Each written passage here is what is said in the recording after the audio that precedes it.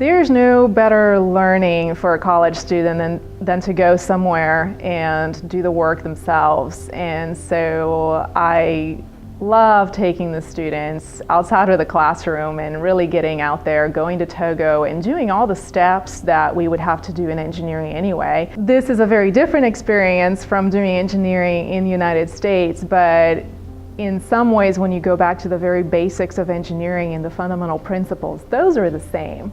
It's just talking to people and kind of finding out how contracts are written and things like that. That's what's different. But I think that any student who goes on this trip is learning so much and is having a leg up in the engineering world. Well, it just really showed me how engineering can change a village for the better, and just how engineering can help make things different in a good way. Actually, I had to go into the field, figure out all the pieces that needed to go into the equations, and that's actually the thing that takes the most time. And I guess for me, that was something that I took back towards engineering. You know, that it's more than just having this equation and having to figure it out, but actually figuring out the pieces to fit into that equation.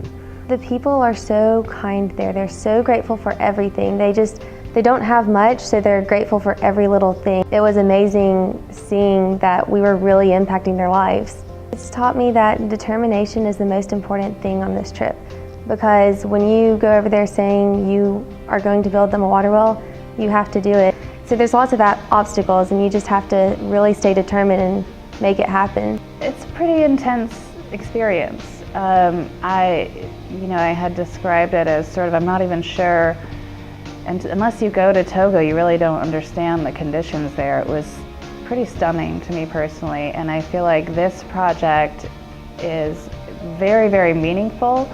At the same time, it seems like a drop in the bucket, but like we've decided, you don't fill a bucket without a drop. So hopefully it will influence other groups to take part and do what they can to help this community and the country as a whole. This is by far one of the greatest experiences I've had in college.